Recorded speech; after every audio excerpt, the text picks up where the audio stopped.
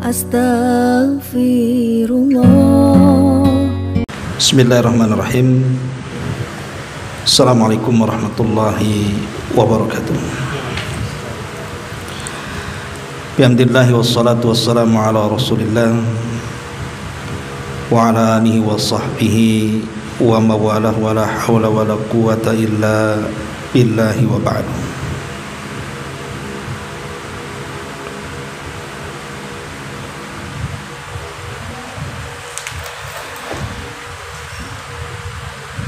Alhamdulillah, di siang hari ini kembali kita bisa duduk untuk bertalabul ilmi di Yayasan Rufaidah, dan kita masuk pada halaman ke-194 dari kitab Bahjah Qulubil Abrar,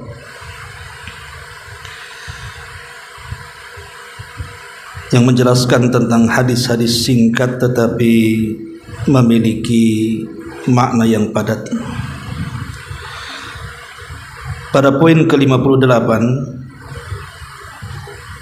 di sini ada poin tentang bukti bagi orang-orang yang mengaku-ngaku. Baik, kita akan baca hadisnya. An Ibni Abbasin radhiyallahu anhu maqala qala Rasulullah sallallahu alaihi wasallam law yu'tan nasu bida'wahum ladda'a rijalu dima'a qaumin wa amwalahum walakin al-yaminu 'alal mudda'a 'alaihi, rawahu Muslim. Wa fi lafdi indal Bukhari al-bayyinatu 'alal mudda'i wal yaminu 'ala man ankar. Dari Ibnu Abbas radhiyallahu anhu beliau berkata, Rasulullah sallallahu alaihi wasallam bersabda, seandainya setiap orang bebas mengklaim sesuatu menjadi miliknya, maka banyak orang yang akan mengklaim darah dan harta orang lain. Akan tetapi harus ada sumpah dari orang yang menyangkal klaim tersebut. Dalam lafaz Imam Baihaqi, mendatangkan bukti harus ada bukti bagi yang mengklaim dan sumpah bagi yang mengingkarinya. Ma'asyiral muslimat yang dimuliakan Allah Subhanahu wa taala, hadis ini adalah hadis yang sangat agung sekali, yang diajarkan Nabi SAW kepada kita untuk menyelesaikan banyak masalah. Tapi sebelumnya kita akan menjelaskan tentang faedah hadis ini dulu. Yang pertama, hirsu asy-syari'ati ala hifdzi amwalin nas wa dima'ihim, bahwa syariat Islam itu sangat menganjurkan agar kita menjaga harta manusia dan darah-darah manusia, agar tidak ada orang yang semena-mena mengambil harta dengan cara yang batil atau menumpahkan darah dengan cara yang zalim. Jadi Islam itu sangat menjunjung tinggi keamanan. Menjaga darah manusia dan harta manusia adalah tujuan daripada disyariatkan syariat yang mulia ini. Kemudian yang kedua, bahwa siapapun yang mengklaim sesuatu menjadi haknya, ada orang yang datang mengatakan ini rumah saya, ini kebun saya, ini tanah saya, padahal sudah ada yang meninggali,nya, sudah ada yang merawatnya, sudah ada yang menanaminya. Maka bagi yang kemudian mengklaim bahwa itu adalah haknya, bukan hak orang lain, maka wajib dia mendatangkan bukti. Harus ada bukti. Karena di masyarakat ini kita kenal kalau urusan lahan atau tanah itu kan biasanya tumpang tindih surat. Terkadang yang satu mengklaim ini tanah saya, ini rumah saya, ini kebun saya, yang lain pula mengklaim dengan hal yang sama. Maka yang merasa dirinya bahwa itu adalah miliknya, maka dia harus mendatangkan bukti yang lebih kuat dibandingkan orang yang dituduh menyerobot tanahnya. Kalau tidak, maka dia telah membawa kepalsuan dalam tuduhannya.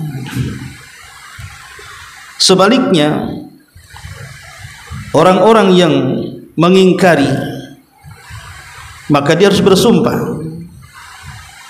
Jadi orang yang tertuduh itu cukup bersumpah saja, tidak perlu mendatangkan bukti. Kalau ada dua orang rebutan lahan, maka yang mengklaim bahwa itu lahannya, dia wajib mendatangkan bukti. Tetapi yang lainnya, yang pihak tertuduh, cukup bersumpah saja dengan mengatakan, demi Allah ini tanah saya, ini rumah saya, ini kebun saya. Engkau mengaku-ngaku ini rumah, ini kebun, ini sawah kamu, mana buktinya?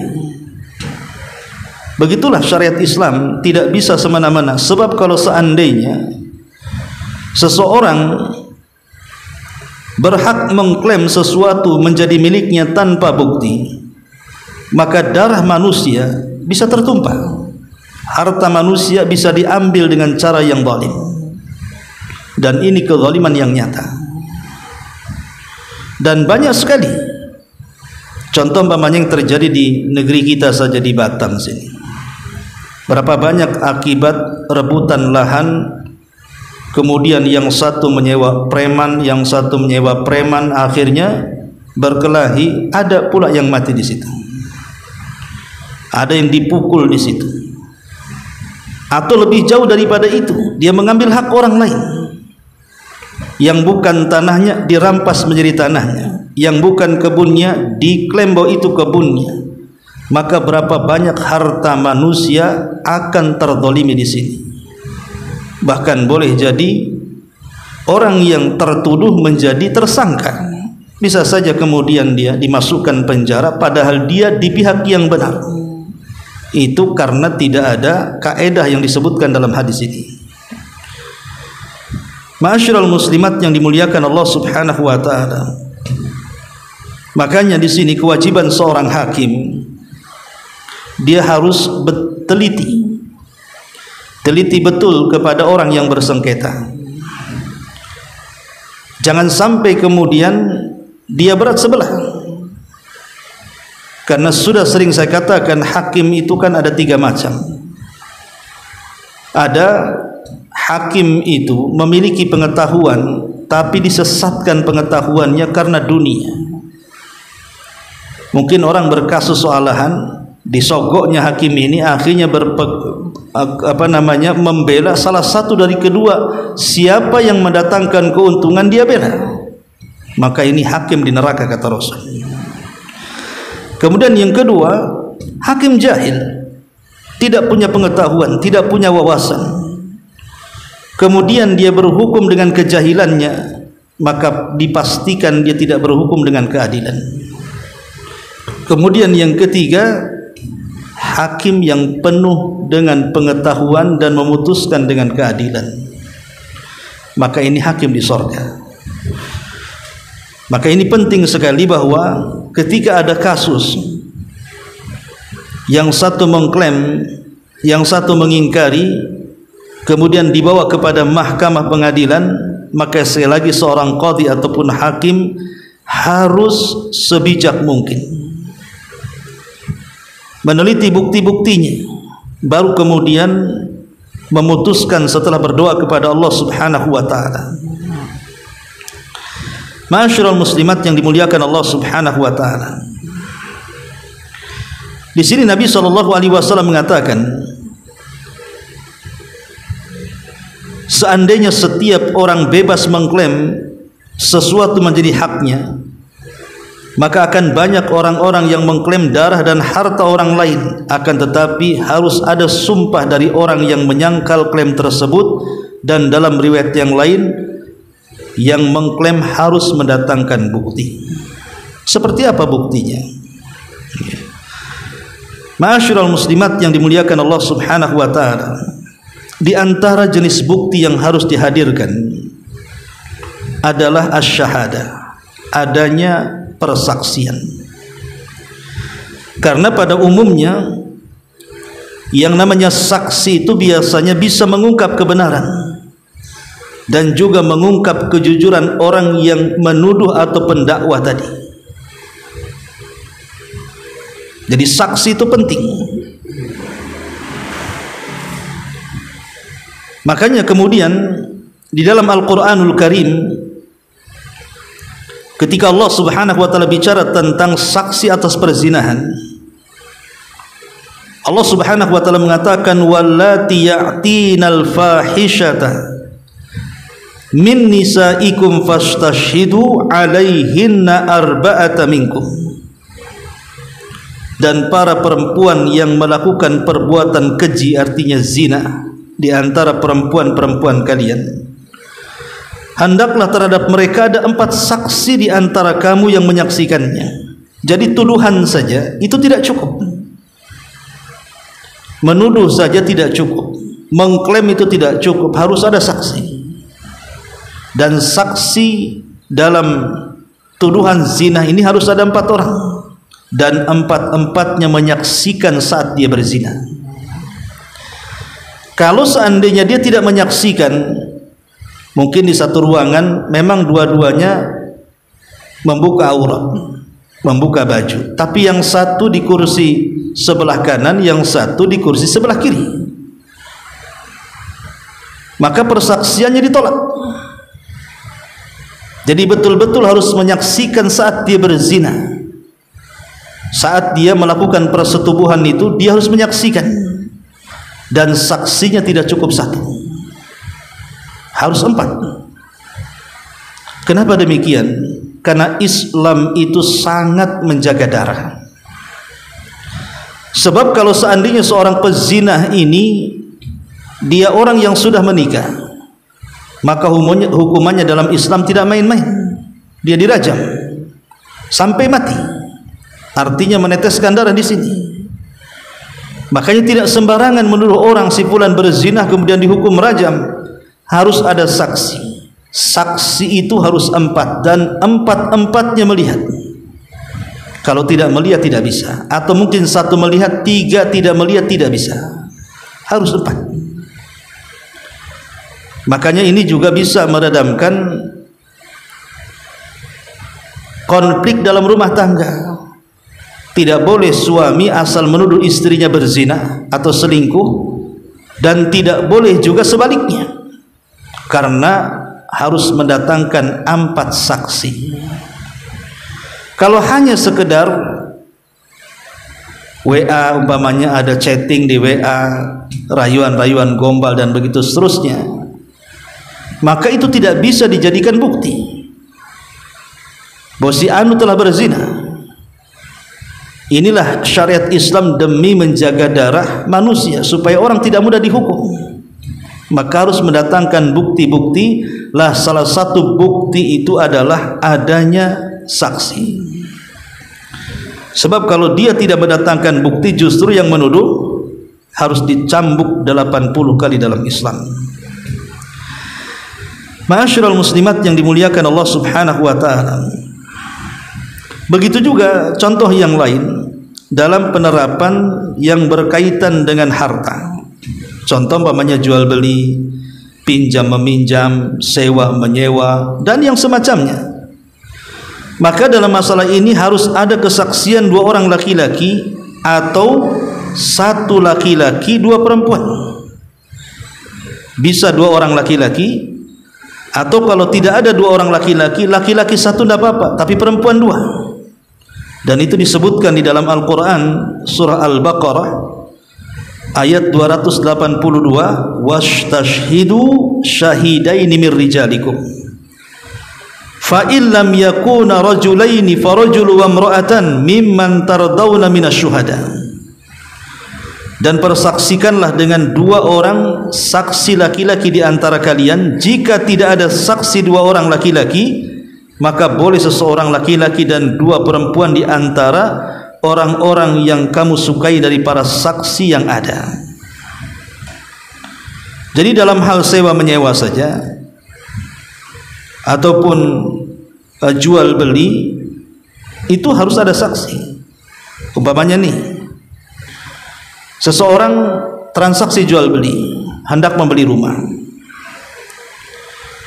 Kemudian setelah pada waktunya, orang yang akan membeli mengingkari bahwa saya tidak membeli rumah kamu dan tidak akan, atau mudahnya beginilah, ibu hendak menjual rumah kepada saya dengan harga 100 juta, deal, oke. Penyerahannya minggu depan. Uang saya serahkan, ibu siapkan sertifikat rumah dan penggantian nama ke notaris. Setelah 1 minggu, tiba-tiba ibu jual rumah ke orang lain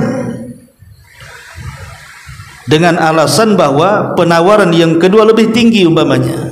Kan itu sering terjadi di masyarakat. Kita sudah akad jual beli, rupanya ketika sudah sampai pada waktunya, barangnya pula sudah tidak ada. Alasannya sudah ditawar dengan penawaran yang lebih tinggi tanpa membatalkan persaksian awal. Dan ini sering terjadi ya.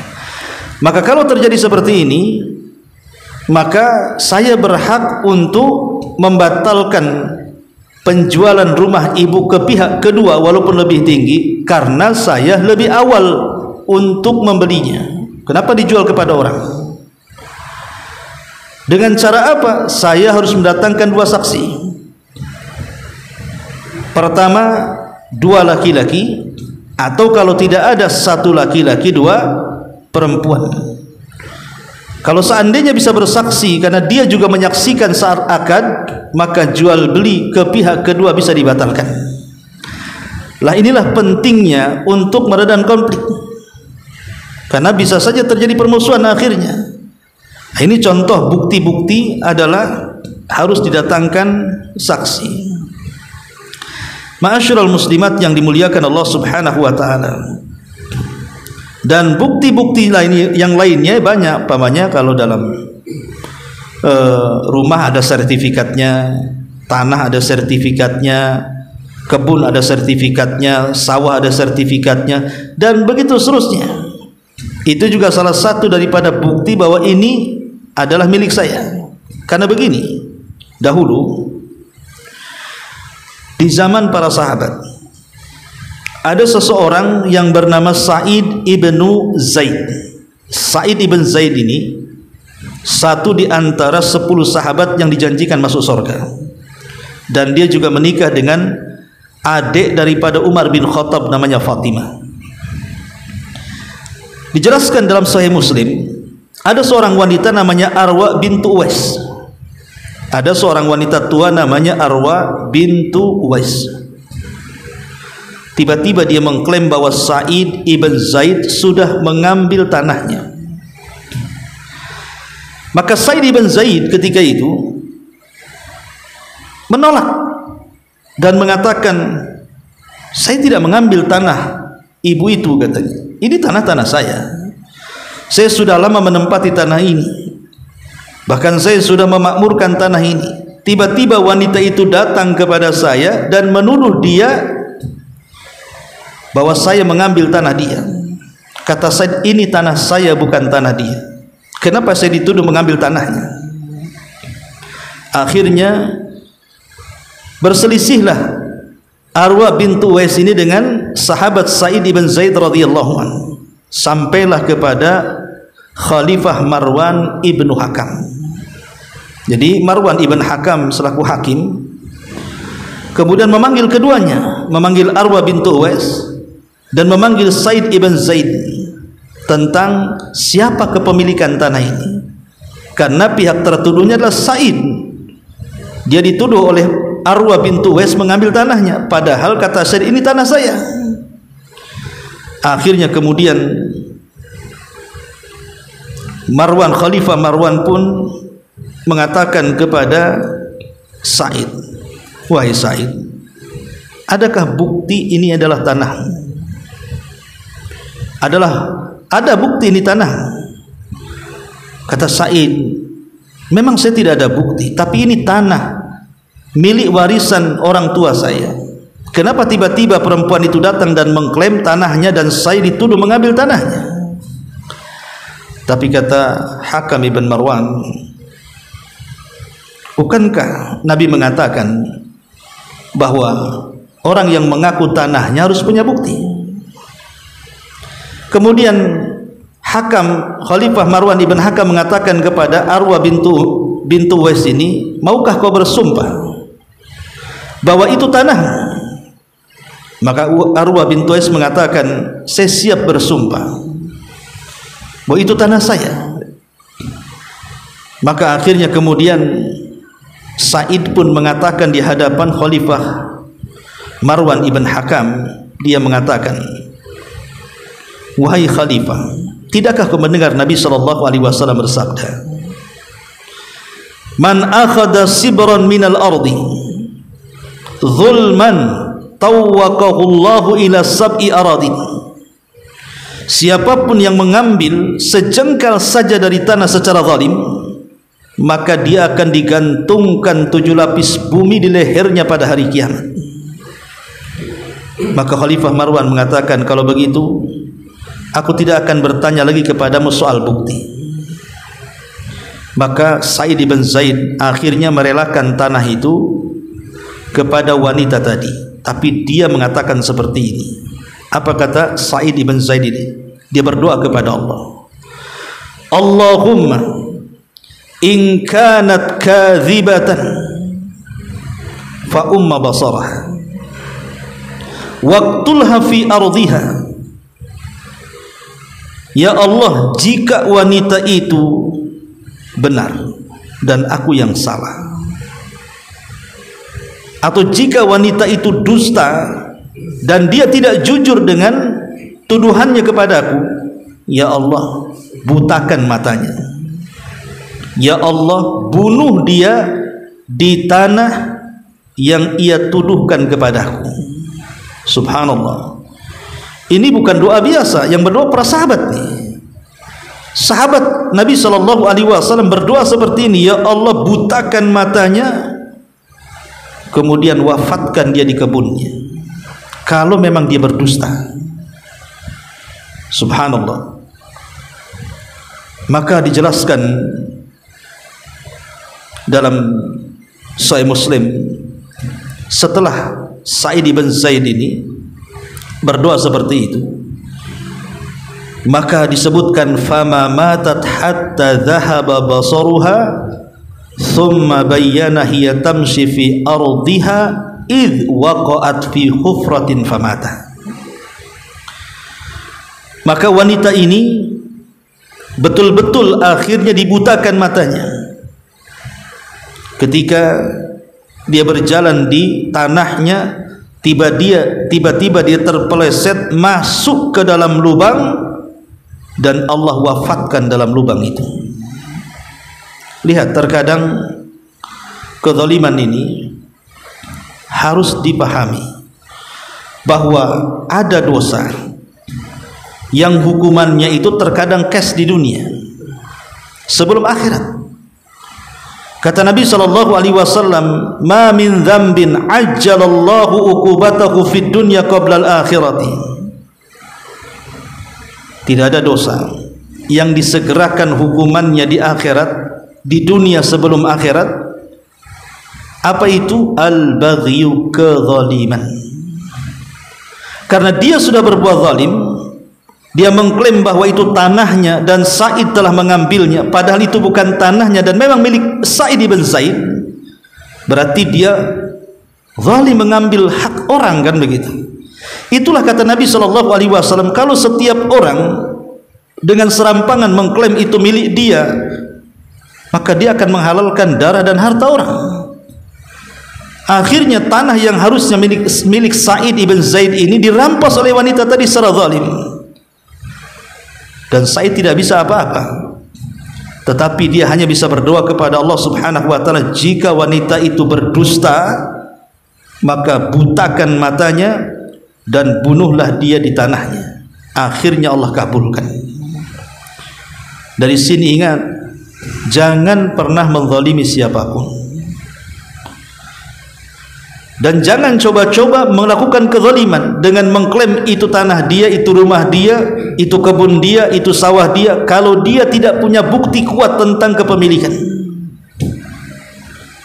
Dan kalau seandainya seseorang mengalah, walaupun itu tanahnya, setelah memperjuangkan tapi dia tidak berdaya, maka ketahuilah Allah Subhanahu wa taala tidak pernah tidur. Pasti Allah Subhanahu wa taala akan membalaskan untuk pihak yang dizalimi, walaupun yang dizalimi ini orang kafir sekalipun. Tetap Allah Subhanahu wa taala akan menolongnya, karena Allah bukan menolong karena kekafirannya, tapi Allah tidak suka dengan kezaliman dan Allah sangat cinta dengan keadilan. Ini satu kisah. Kisah yang kedua dikisahkan dari Jabir bin Samurah radhiyallahu anhu tentang kisah Sa'ad bin Abi Waqqas. Satu hari Sa'ad bin Abi Waqqas ini pernah ditugaskan untuk menjadi perdana menteri di Kufah. Jadi Sa'ad bin Abi Waqqas itu pernah diutus oleh Umar bin Khattab di zamannya untuk menjadi perdana menteri di Kufah, tetapi dia difitnah. Ada orang-orang yang tidak suka dengan Sa'ad bin Abi Waqqas ini. Apa fitnahannya? Fitnahannya adalah Sa'ad bin Abi Waqqas ini tidak becus dalam memerintah. Dia tidak pernah memimpin perang, disuruhnya pasukan berjalan sendiri. Dia tidak pernah membagi harta rampasan perang dengan adil. Bahkan dia tidak pernah adil dalam memutuskan putusan. Bahkan yang lebih parah lagi, dia dituduh tidak bisa melakukan sholat yang baik. Jadi sholatnya dianggap bermasalah. Akhirnya berita ini sampai kepada telinga Umar bin Khattab radhiyallahu anhu. Maka Sa'ad pun dipanggil oleh Umar bin Khattab radhiyallahu anhu. Maka Umar radhiyallahu anhu bertanya kepada Sa'ad ini, kemudian mengatakan, ya Aba Ishaq, inna haula yaz'umuna annaka la tuhsin tusalli. Wahai Aba Ishaq, sesungguhnya mereka orang-orang Kufah menuduhmu kau tidak becus salatmu, tidak benar salatmu. Kemudian dia mengatakan kepada Umar bin Khattab, ya Amirul Mukminin, demi Allah, aku pernah salat dengan mereka, dengan salat yang pernah dilakukan Nabi SAW, dan aku tidak pernah menambah apa yang diajarkan Nabi SAW kepadaku. Kemudian Umar mengatakan, dzaka dhannu bika ya Aba Ishaq, itu kan prasangkamu. Baik, kita akan buktikan, mari kita cek ke Kufah. Akhirnya kemudian Umar radhiyallahu an pun berangkat ke Kufah. Rupanya tuduhan itu tidak benar, hanya berita hoax saja. Penduduk Kufah sangat mencintai Sa'ad. Rupanya hanya tuduhan dari segelintir orang yang hendak mencelakakan sahabat Sa'ad ini radhiyallahu anhu. Sampai akhirnya Umar mengatakan, siapa sebenarnya yang menuduhmu wahai Sa'ad? Akhirnya Sa'ad mengatakan, baik, akan kukumpulkan masyarakat Kufah, kira-kira siapa yang menuduh. Maka berdirilah seseorang namanya Usamah ibn Qatadah. Usamah ibn Qatadah ini dikenal dengan Abu Sa'dah. Kemudian dia mengatakan, wahai Amirul Mukminin, Sa'ad ini tidak pernah keluar berperang. Sa'ad ini tidak pernah membagikan harta rampasan perang dengan keadilan. Sa'ad ini tidak pernah memutuskan dengan keadilan. Maka Sa'ad ibn Abi Waqqas pun marah. Dan kita tahu bahwa Sa'ad ini adalah sahabat yang mustajab doa. Kalau berdoa itu mustajab dia. Apa kata Sa'ad bin Abi Waqqas? Kalau engkau mengatakan seperti itu, akan kudoakan kau dengan 3 doa. Kalau engkau berani menuduh aku bahwa aku tidak pernah berperang, aku tidak pernah ada dalam pembagian ghanimah, aku tidak pernah ada dalam putusan di Kufah ini, baik aku akan doakan kau dengan 3 doa. Kemudian saat mengatakan, Allahumma in kana abduka hadza kadhiba qama riya'an wa sum'atan. Ya Allah, jika hambamu yang menuduh ini dia berdusta kepadaku, dia hanya ingin dipandang dan dilihat, dipuji manusia saja, fa'atil umrah, panjangkan umurnya, wa'atil faqrahu, panjangkan kefakirannya, wa'arridhu bil fitani, sodorkan macam-macam fitnah kepadanya. Subhanallah, ya. Sa'ad bin Abi Waqqas berdoa dan dia mustajab doa. Dia mengatakan, ya Allah, kalau orang ini yang menuduhku sembarangan ini, memang dia berdusta hanya untuk mencari nama dan kehormatan di Kufah ini, baik, saya akan berdoa kepada Allah untuk meminta 3 perkara. Ya Allah, panjangkan umurnya, panjangkan kefakirannya, sodorkan kepada banyak fitnah kepadanya. Subhanallah, di akhir hayatnya orang ini banyak masalah yang terjadi kepada orang yang menuduh Sa'ad ini. Banyak fitnah yang mencoba dia, dan usianya dipanjangkan. Kemudian dia kefakirannya panjang, harus meminta-minta di jalan raya, dan banyak persoalan yang menimpa dia. Subhanallah, lihat. Itulah kalau orang kemudian menuduh dengan sembarangan tanpa ada bukti, maka lihat fatal akibatnya. Bisa saja dia telah mendolimi orang, dan yang didolimi berdoa kepada Allah Subhanahu wa ta'ala untuk kehancurannya. Makanya penting memahami kaidah ini, bahwa seandainya setiap orang bebas mengklaim 1 perkara menjadi haknya, maka banyak orang yang akan mengklaim darah dan harta orang lain, dan banyak orang yang akan terambil darah dan hartanya karenanya. Makanya pentingnya bukti bagi orang-orang yang mengklaim, dan sumpah bagi orang-orang yang mengingkarinya. Ma'asyiral muslimat yang dimuliakan Allah Subhanahu wa ta'ala. Kemudian yang harus dipahami dari hadis ini juga,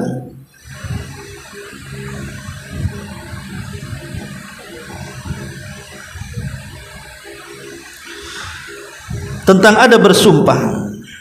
Karena di sini kan sumpah bagi orang yang mengingkari. Jadi kalau seandainya ibu dituduh dan ibu tidak merasa bersalah, maka ibu cukup bersumpah saja, wallahi demi Allah saya tidak melakukannya, wallahi demi Allah saya tidak mengambilnya, wallahi demi Allah saya tidak menggibahnya. Jadi orang yang tertuduh itu tidak perlu mendatangkan bukti. Buat apa dia mendatangkan bukti? Dia pihak tertuduh. Maka pihak tertuduh itu cukup bersumpah saja bahwa saya tidak melakukannya. Adapun adab sumpah ini sendiri,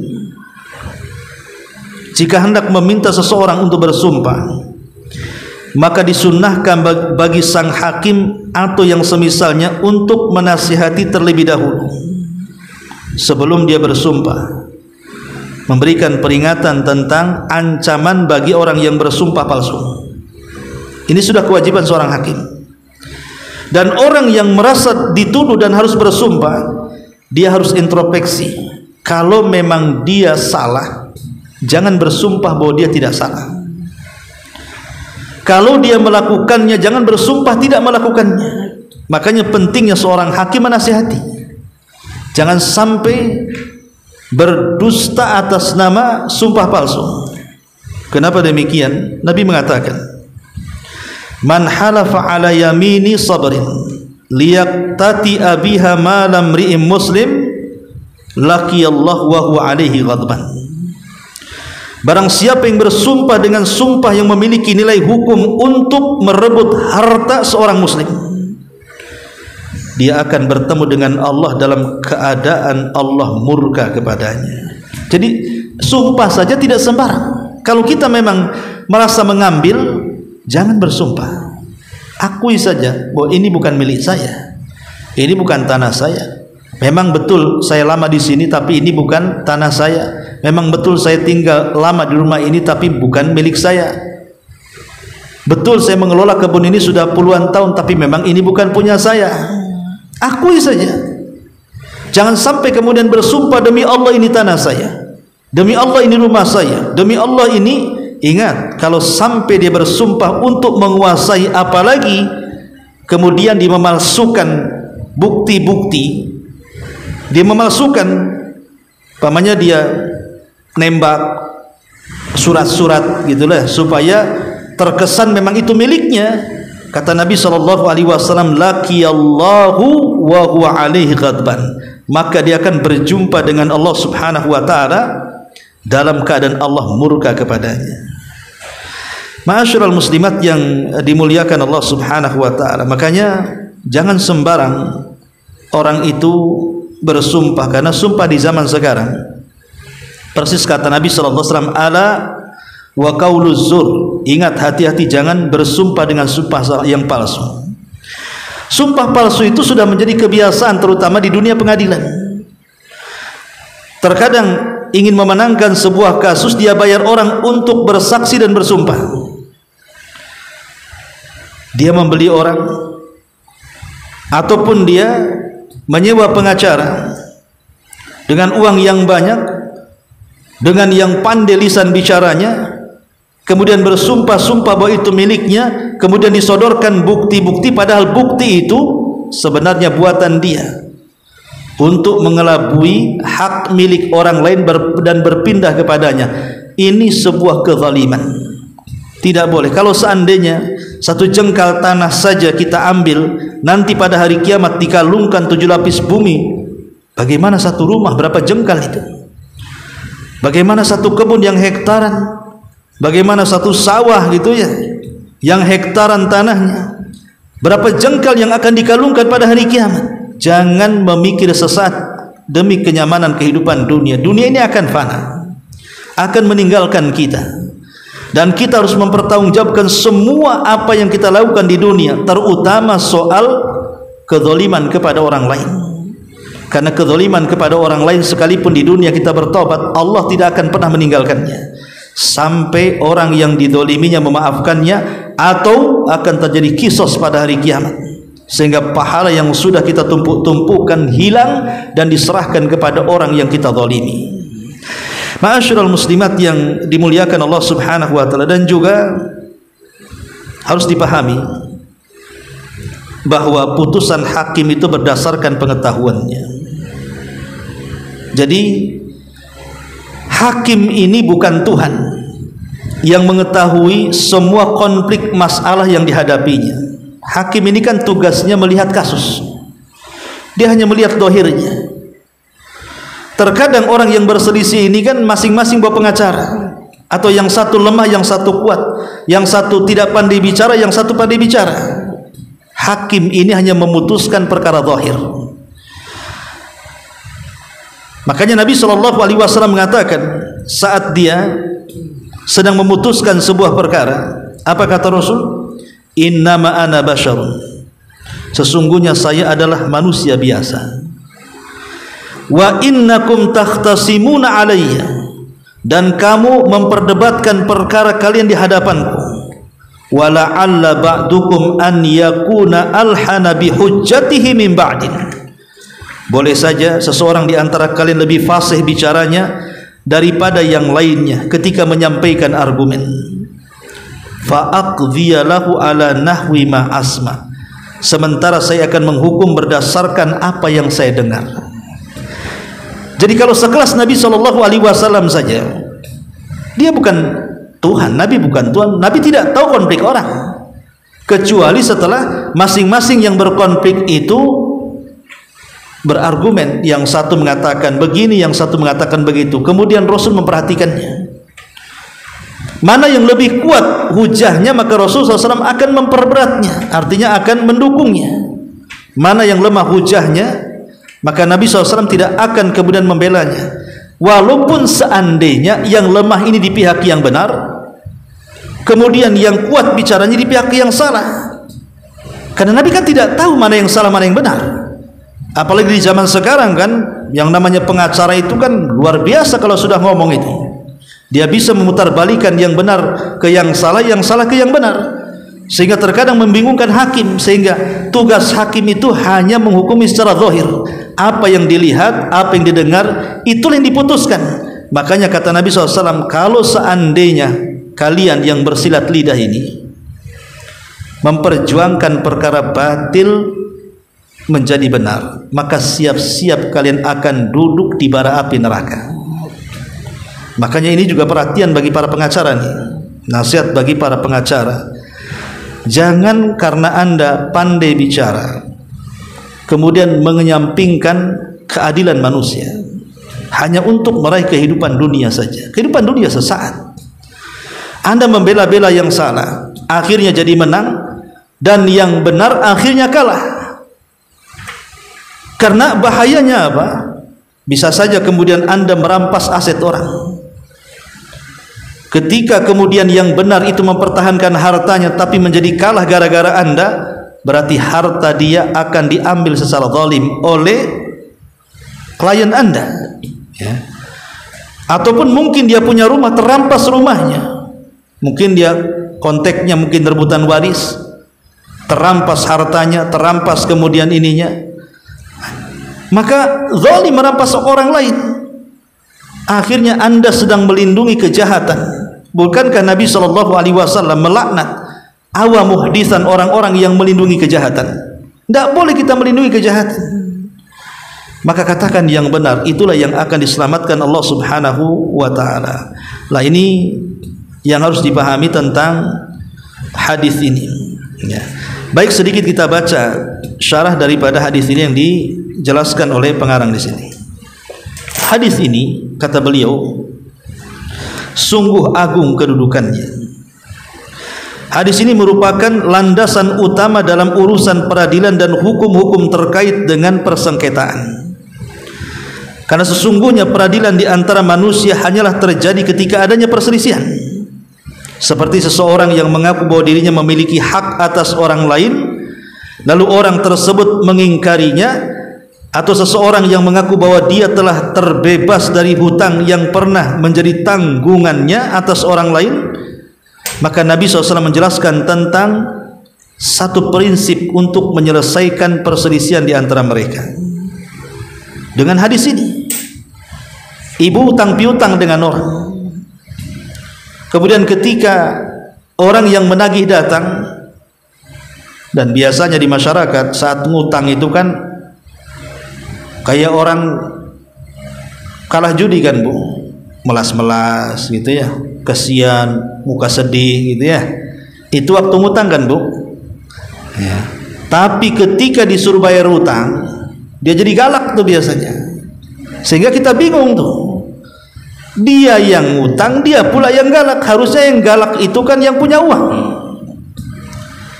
Contohnya umpamanya ibu menghutangi kepada seseorang, sudah pada waktunya dia bayar, tiba-tiba dia mengatakan, aku tidak punya utang dengan kamu, apa yang harus gue bayar, katanya.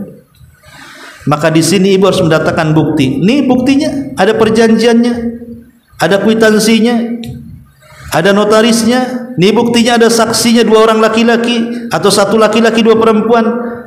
Seperti itu. Kalau itu tidak terjadi, maka harta ibu akan hilang sia-sia. Karena kalau orang mengklaim bahwa saya tidak pernah mengambil uang ibu, sementara dia pernah mengambil uang ibu, dan ibu tidak bisa membuktikan, berapa banyak harta manusia hilang di sini. Inilah pentingnya di sini hadis ini, ya.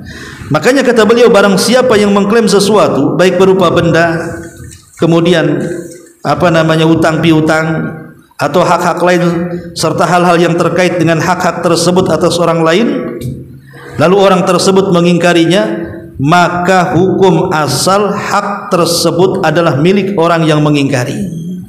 Itu masalahnya.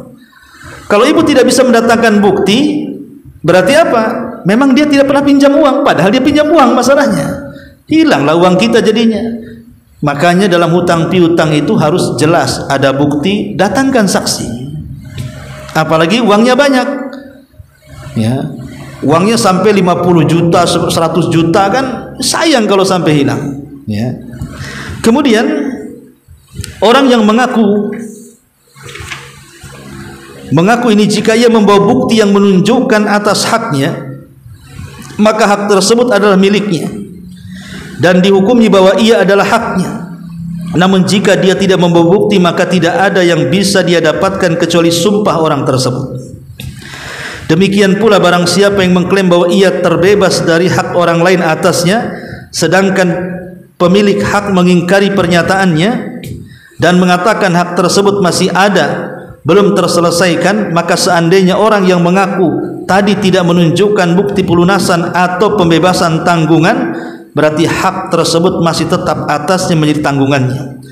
Karena demikian hukum asalnya, akan tetapi si pemilik hak harus bersumpah bahwa hak dia masih ada pada orang tersebut, ya. Dan begitu seterusnya. Ini contoh-contoh di bawahnya ibu bisa baca sendiri.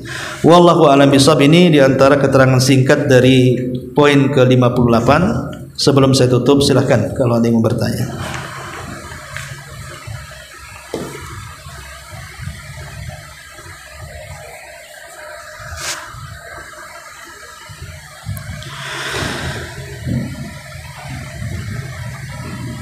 Baik, kalau tidak ada, kita tutup dengan doa kafaratul majlis.